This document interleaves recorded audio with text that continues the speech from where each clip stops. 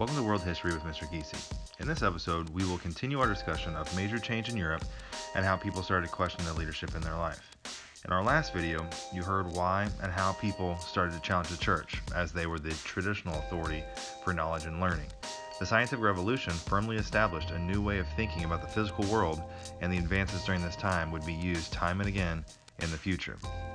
Much like the scientists that started to question the world around them, scholars during the Enlightenment would begin to examine long-standing problems in society like poverty, war, and ignorance. In the 1600s, the Enlightenment, or the Age of Reason, came to a remarkable conclusion that reason could be used to solve everyday human problems. Scholars started to gather in coffee houses and public places to debate new ideas and theories. The Enlightenment reached its peak in the 1700s in a little place called Paris. Parisian women would host salons, or social gatherings that brought together philosophers, artists, scientists, and writers to discuss their new ideas.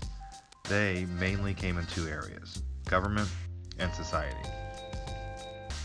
One idea that emerged in government and has had its impact on many countries was the social contract theory. Thomas Hobbes first introduced this idea of the necessity of people of a society giving up some freedoms to a strong leader in exchange for the peace, safety, and order that government could provide. This idea would continue to be debated by John Locke, Jean-Jacques Rousseau, and many others. Other philosophers like Voltaire, Diderot, Wollstonecraft, and Smith would tackle social issues of injustice, knowledge, gender roles of the time, and economy. These are thinkers that still would be considered relevant in today's society, and we will take a look at these people in class. The Enlightenment would not just leave its impact on Europe. It would have an impact on many places, and some monarchs would rule with an Enlightenment idea in mind.